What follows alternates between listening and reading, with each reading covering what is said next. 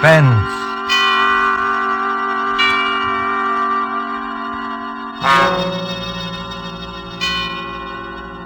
This is the Man in Black, here again to introduce Columbia's program, Suspense. Our stars tonight are Miss Agnes Moorehead and Mr. Ray Collins. You have seen these two expert and resourceful players in Citizen Kane, The Magnificent Amberson, in which Miss Moorehead's performance won her the 1942 Film Critics Award. Mr. Collins will soon be seen in the Metro-Goldwyn-Mayer Technicolor film, Salute to the Marine. Miss Moorehead and Mr. Collins return this evening to their first love, the CBS microphone, to appear in A Study in Terror by Lucille Fletcher, called The Diary of Sophronia Winters. The story told by this diary is tonight's tale of suspense. If you've been with us on these Tuesday nights, you will know that suspense is compounded of mystery and suspicion, dangerous adventure. In this series are tales calculated to intrigue you, to stir your nerves, to offer you a precarious situation, and then withhold the solution until the last possible moment. And so it is with the diary of Sophronia Winters and the performances of Agnes Moorehead and Ray Collins.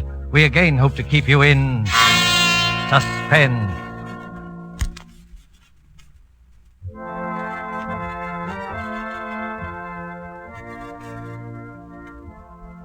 February 1st, St. Petersburg, Florida. I, Sophronia Winters, have hereby begun this diary because on this date I feel for the first time that I've begun to live. Diaries are no good unless one has thrilling experiences. For 40 years I've never had what could really be called a thrilling experience. But Papa's death has changed everything. Here I am in beautiful St. Petersburg with everything to start life anew, money in my purse, 2 suitcases full of new clothes, and a gorgeous new permanent wave. And Florida is really the land of romance. It doesn't matter whether you're 17 or 70. There are parties and dances and bingo games and flirtations for all. My landlady, in fact, tells me that people often become engaged and even married to perfect strangers overnight. I'm still shy, of course, but just the same, it's such fun and so thrilling to think one's fate may be just around the corner.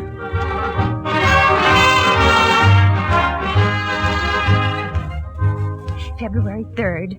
Oh, diary, it is beginning. This morning when I came out of my lodging house to go down to the beach, I noticed a man, a thrilling-looking man, sitting across the street on a bench. It was just as though he were waiting for me, because when I came out, he sort of started up as though he knew me.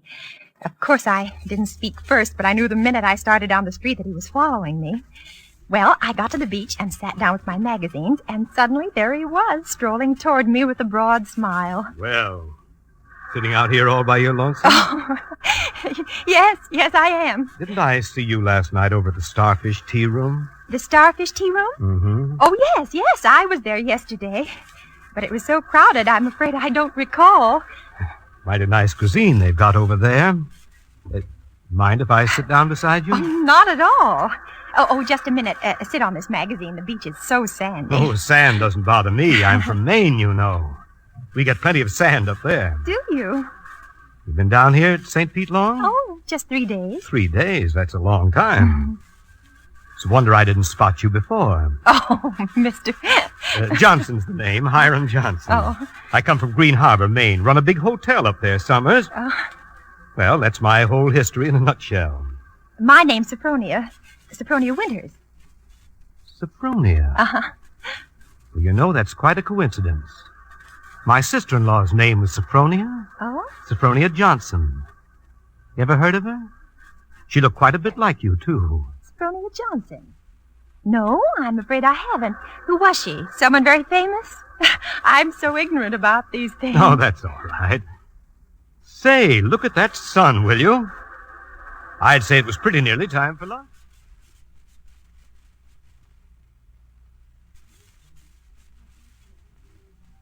And Diary, darling, he is wonderful. Strong and kind, warm-hearted, so generous. I don't want to be like the other silly women in this town, but Hiram is different. There's something almost poetic about him, something sad and deep. You know, Sophronia, it's kind of mysterious, us finding that 9-point starfish on the beach together. My sister-in-law, Sophronia, used to collect 9-point starfishes. And to think your name's Sophronia, and you find a 9-point starfish with me. Well, it kind of draws us together, eh? Huh? What do you think? I feel as though I know him completely, as though I'd known him all my life. My landlady says it's foolish, but look at Romeo and Juliet. Weren't they foolish? What's the good of waiting, Sophronia? I've got to be back at the hotel in a week. We may never see each other again. Oh, Hiram, don't say that. I couldn't bear it. Then let's do it right away. Tomorrow?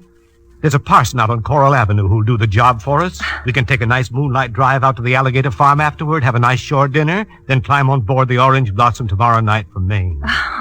Just think of Maine. The big dark pine woods, the sand, the bay. The two of us alone together. The two of us alone together.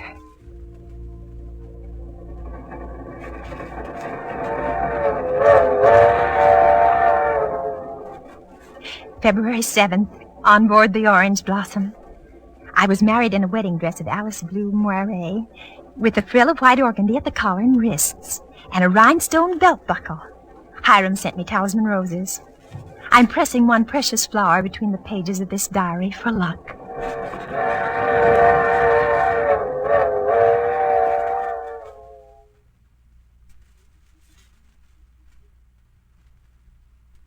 We'll be on this bend in a couple of minutes. Bags heavy? No, not particularly, dearest.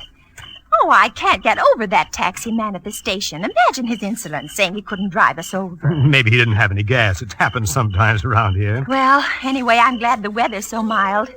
Can you imagine what it would be like in a blizzard? There's the place. Oh, wait a minute. I don't want to look until I put down these bags. Now, where? There. Through those big pine trees. Oh, it is big, isn't it? 125 rooms. So many fire escapes and balconies and porches and towers. I stayed in a hotel like that once years ago with Papa. It was very fashionable then. My grandfather built that place 50 years ago. Hasn't been changed much since. No? Well, of course you put in modern plumbing. Not yet. Here we are. Walk in. Oh, what's that? Just a foghorn out in the bay. Fog? We get it almost every night in this kind of weather. What are you locking the gate for? Why not? There's nobody coming in after us. Or going out again for a while. But I thought you said the hotel. The hotel's empty.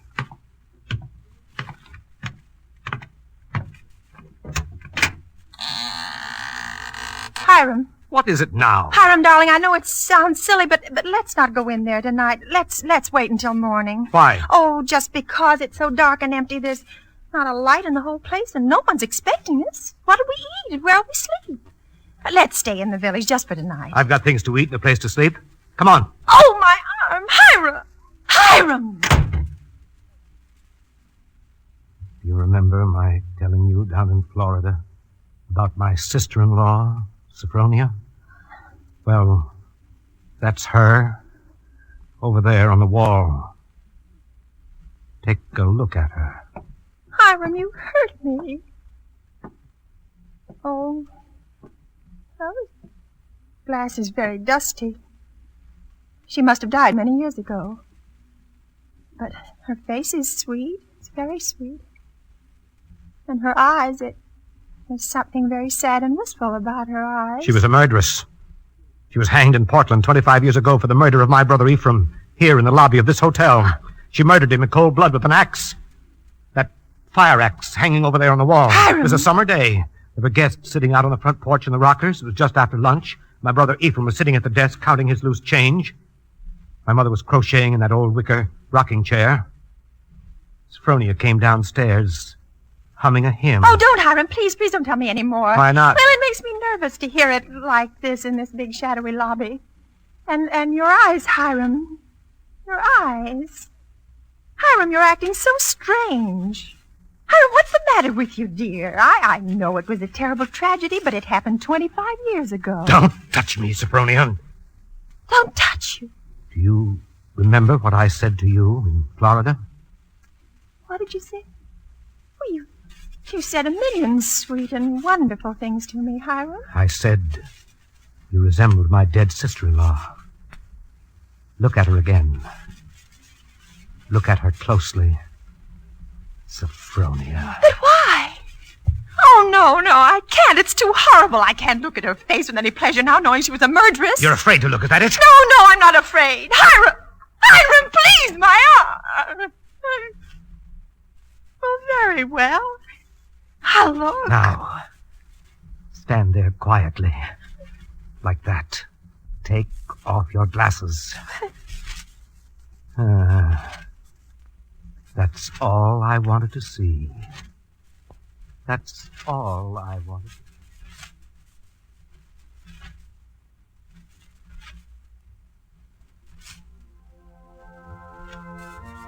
February 13th, Green Harbor Hotel, Maine. I can't understand it. I try to fathom it, but my head aches and my heart is heavy. The hotel is deserted. Has been for 25 years. Everything is covered with spiders and cobwebs. Great dining room with its oak woodwork is alive with rats. And a row of broken rocking chairs on the front porch faces emptily out to sea. Does he mean this to be my home? He's downstairs in the shabby parlor, off the lobby, playing the harmonium.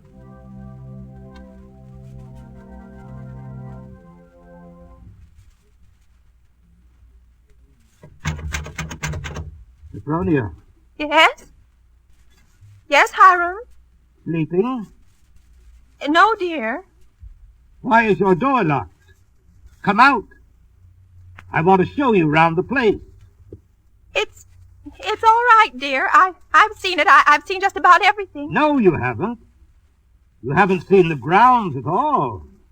The grounds? But, Hiram, it's after midnight. I want to show you where my sister-in-law, Sophronia, is buried. Well, not tonight, dear. Please, it's so late and I have a headache. Open the door, Sophronia. I want you to come now. No, I shan't. Oh, go away and let me alone. I won't. I won't. No use carrying on like that. You see, I have pass keys to all the doors.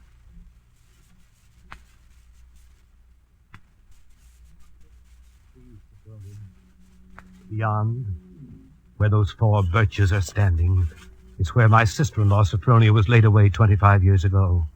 It was the biggest funeral in the neighborhood. Folks crowded outside the gate with the dozens trying to get a look, but we wouldn't let them. Buried her ourselves without a service out here by herself on the grounds. Ephraim's buried in town, but not Sophronia. I had a feeling I'd have to keep an eye on her even then. Keep an eye on her? I knew she was one of those restless sleepers who wouldn't stay quiet in her own grave. I knew before the year was out she'd find some way to start roaming around, hunting for mischief again. She was a young she-devil to the core, Sophronia. They could hang her till doomsday. Wouldn't do any good. You mean you think she haunts this hotel? No, not this hotel. She never had any use for it, alive or dead. No. She makes for the warmer climates. She was always a cold-blooded little fish, freezing and shivering all the time. Places like California and Texas and Florida she makes for. Florida? Yes, that's one of her favorite haunts, particularly around St. Pete. She likes the flowers and the sun and the romance. Hiram, I feel cold. Do you mind if I go inside Just now? a minute. I haven't explained everything. You think I'm crazy, I guess. Crazy. But I'm a lot smarter than some people give me credit for. Because, you see, I have found her now. 3 times. You see that grove of birches over there? Under every one of them's a grave. I've found her wandering the earth in disguise 3 times. And I've killed her 3 times. It still doesn't do any good. She's still restless. You mean you killed 3 different women? So now I keep another open grave to remind her. It's waiting now. Would you like to see it, Sophronia? No, Hiram. No, please, Are you afraid to see it, Sophronia? No, Hiram, you don't mean to say that you think... Just because my name happens to be Sophronia and that I look a little like... Think what, Sophronia? Nothing.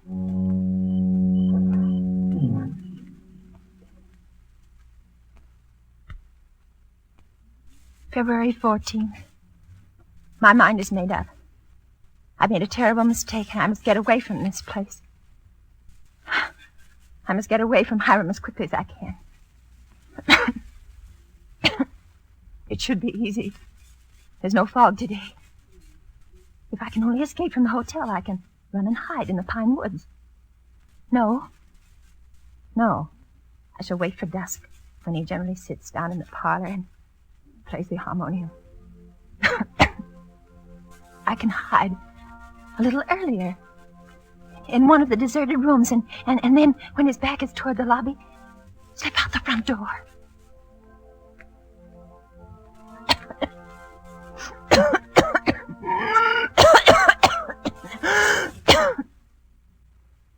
Sophronia? Sophronia? Sophronia!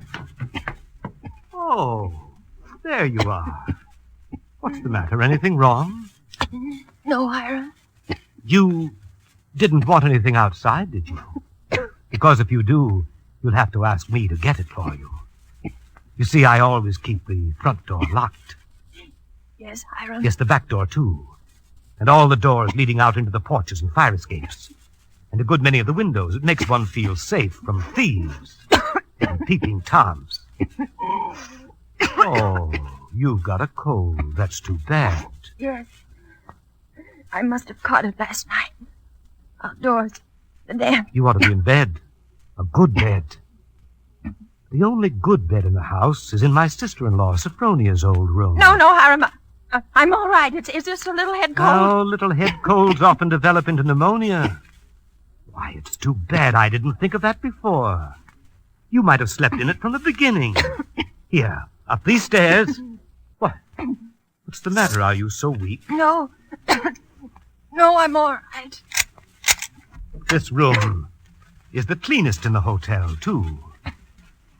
I've always had a sort of suspicion about it. You see, I've kept everything as it was. What's the matter? Nothing.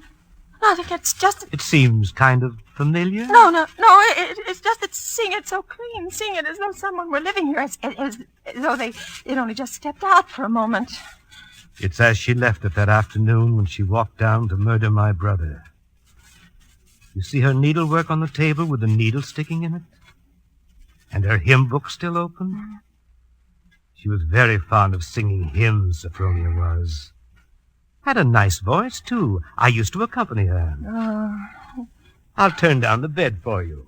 Then you can get undressed while I go and make you some hot tea. No, I don't want any. Here's the closet. You can put on one of Sophronia's dressing gowns.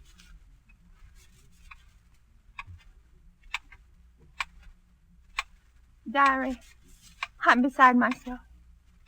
I shall go mad. 2 hours have passed since he locked the door upon me.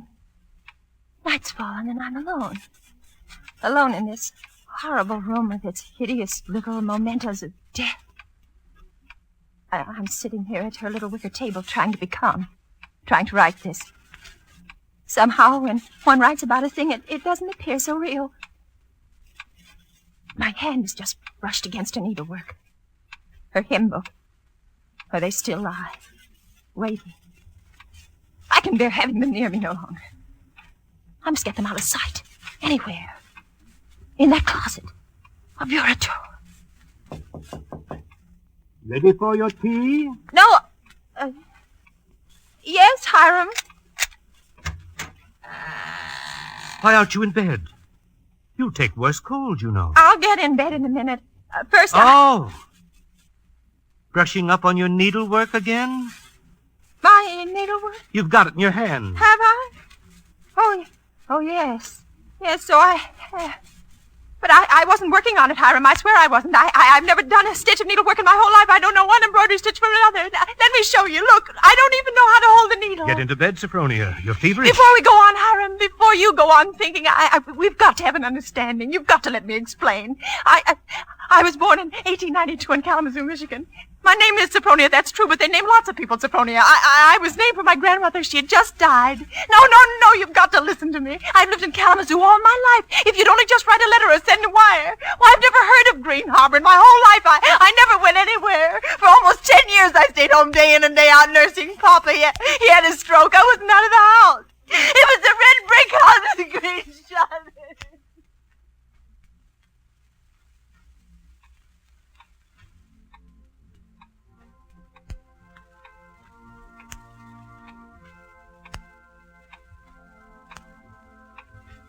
February 15th. Now I live only from moment to moment, listening to each creak upon the stairs. I've been in bed all day. It's night now. The foghorn has begun to blow again.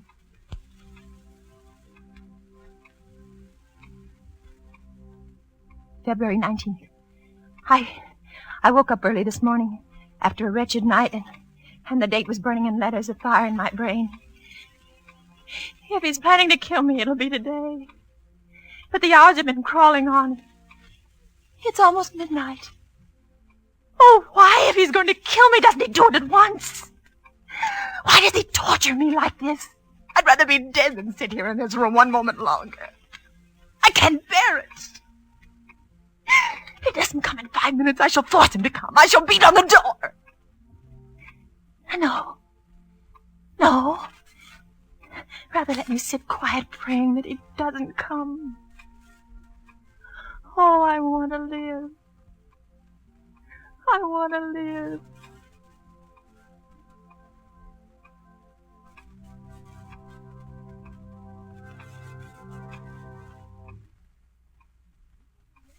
Sophronia. It's come. Sophronia, come downstairs.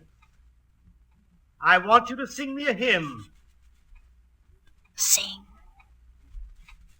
He never asked me to sing for him before. But she sang. I can't sing, dear. I told you that long ago. Did you? Well, I'd forgotten. And besides, how can I come downstairs when my door's locked? It's unlocked. Try it. Unlocked? Oh, no. How could it? Oh, it is, and I never know it. I never know it. Coming? He unlocked it. Sometime while I was just sitting. Oh, why didn't I try a few more times? Why did I just sit there assume? No, he'd have caught me anyway. He'd have known. But I might... Oh, now it's too late. He's going to kill me. Sophronia! Yes, Hiram. I'm coming.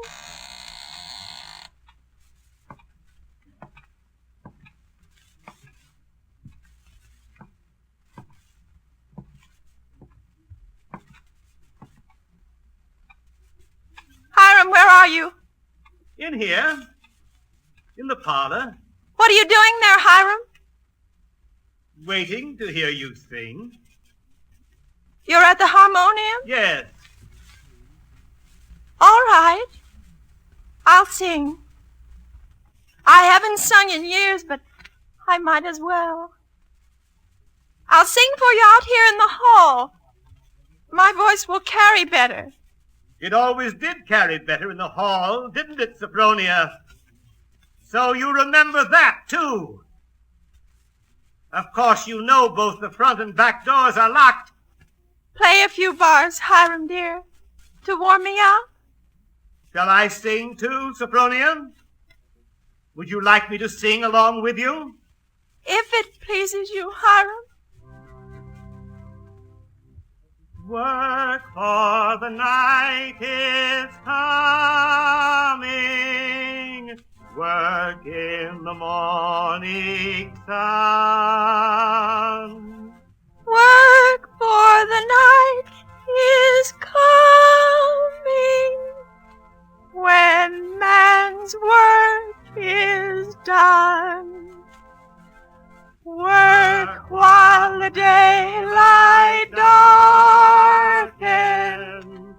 Work in the summer sun. Work for the night is coming.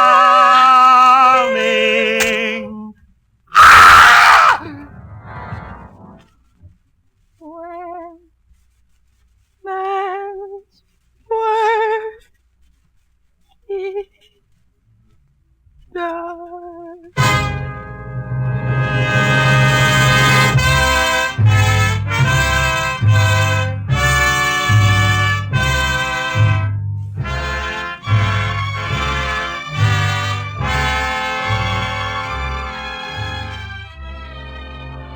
There's only one more page. Shall I read it to you? Yes. Yes, go ahead. March 22nd. I've been sick, I think, for a very long time. The pages of my diary are blank, but I shall take you out again, poor diary, today and start you over again. No, I shall never look back at the other pages. I shall only write on and on about this beautiful place, so that no one reading this diary will ever know that I did it.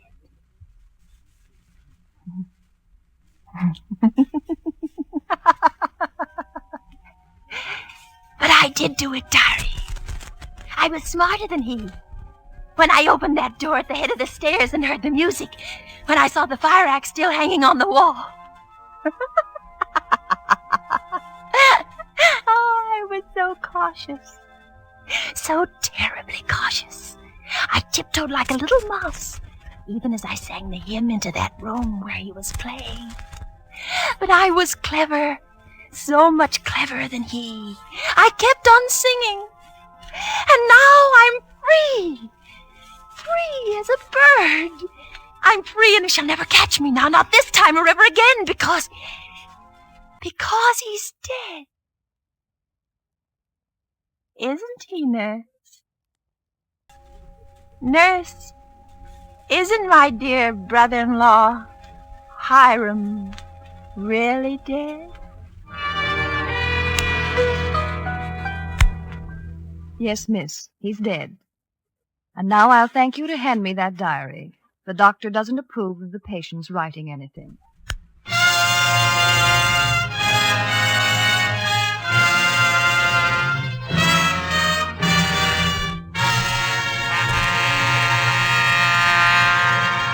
And so closes The Diary of Sophronia Winters, starring Agnes Moorehead and Ray Collins, tonight's tale of Suspense. This is your narrator, the man in black, who conveys to you Columbia's invitation to spend this half hour in suspense with us again next Tuesday, when Richard Dix, Gail Page, and Montague Love star in Death Flies Blind. The producer of these broadcasts is William Spear, who with Ted Bliss, the director, Lud Gluskin, the musical director, Lucian Mohowick, the composer, and Lucille Fletcher, the author, collaborated on tonight's Suspense.